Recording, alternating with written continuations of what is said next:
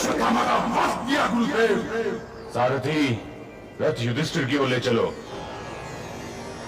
मुझे तुम्हारा प्रणाम नहीं चाहिए धर्मराज युधिष्ठिर, मुझे सत्य चाहिए। क्या ये सत्य है कि मेरे पुत्र अश्वत्थामा का वध हो गया?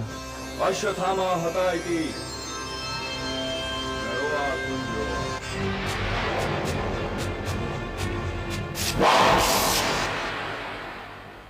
महाभारत के इतिहास में गुरु द्रोणाचार्य को कौन नहीं जानता।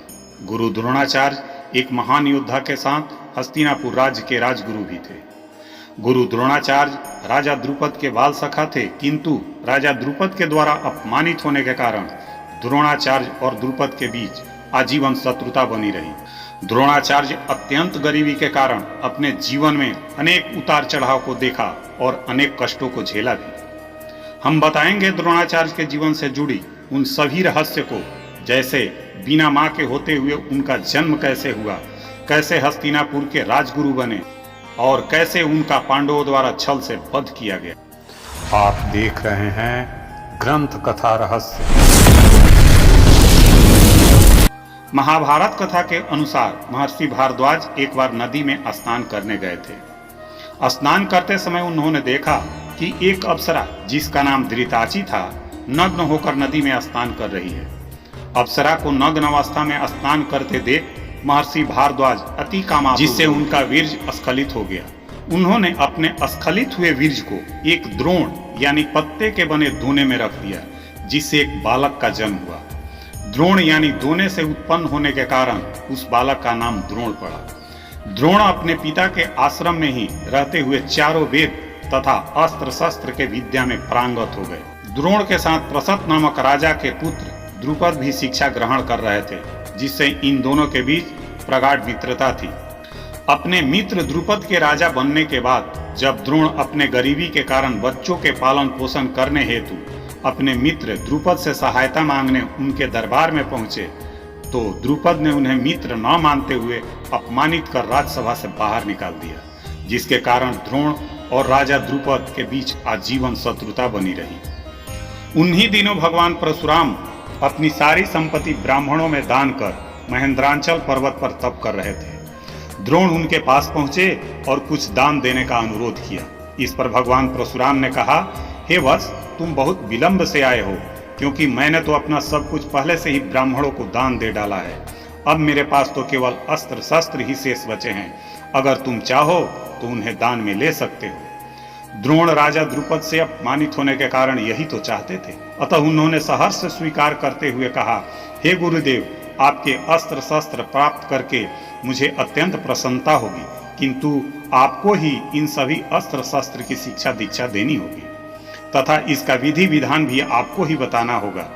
और इस प्रकार द्रोण भगवान परशुराम के शिष्य बनकर उनसे अस्त्र शस्त्र सहित समस्त विद्याओं के अभूतपूर्व ज्ञाता बने। भगवान परशुराम से शिक्षा प्राप्त करने के पश्चात द्रोण का विवाह कृपाचार्य की बहन कृपि के साथ हुई।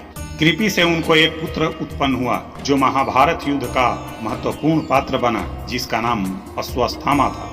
द्रोण ब्रह्मास्त्र प्रयोग करने की विद्या भी जानते थे, जिसे प्रयोग करने की विधि उन्होंने अपने पुत्र अश्वत्थामा को भी सिखाई थी। द्रोण का प्रारंभिक जीवन अत्यंत गरीबी में गुजरा था। इसका मामूली चित्रण है कि बचपन में उनके पुत्र अश्वत्थामा ने जब अपनी माँ कृपि से दूध मांगा, तो माँ ने दूध के अभाव में उसे आटा घोल कर पिलाया था। एक बार द्रोण वन में भ्रमण करते हुए कहीं जा रहे थे कि रास्ते में हस्तिनापुर के राजकुमारों की गेंद कुएं में गिरते देख द्रोण ने अपनी धनुर्विद्या से उस गेंद को बाहर निकाला। इस अद्भुत प्रयोग और द्रोण का समस्त विद्याओं में प्रांगत होने की सूचना भीष्म पितामह को हुई। तब भीष्म पितामह ने द्रोण को हस्तिनापुर के राजकुमारों की उच्च शिक्षा देने के लिए उनको गुरु के तौर पर नियुक्त किया। उन्हें राज्याश्रय में लेकर उन्हें राजकुमारों का आचार्य बना दिया। इसके बाद से ही वह गुरु द्रोणाचार्य के नाम से जगत में विख्यात हुए। महाभारत युद्ध में पांडवों द्वारा इनका वध छल से किया गया। इनके पुत्र अश्वत्थामा के वध होने की झूठी खबर फैलाकर युधिष्ठिर के द्वारा अश्वत्थामा की मृत्यु की पुष्टि द्रोणाचार्य से की गई, जिसके कारण द्रोणाचार्य पुत्र शोक से अचेत और निशस्त्र होकर रथ पर गिर पड़े। गुरु द्रोणाचार्य को अचेत और निशस्त्र होते देख द्रुपद के पुत्र धृष्टद्युम्न ने अपने पिता के हंता द्रोणाचार्य का वध करने की प्रतिज्ञा पूरी करते हुए अचेत पड़े गुरु द्रोणाचार्य का अपने तलवार से सर काटकर वध कर डाला।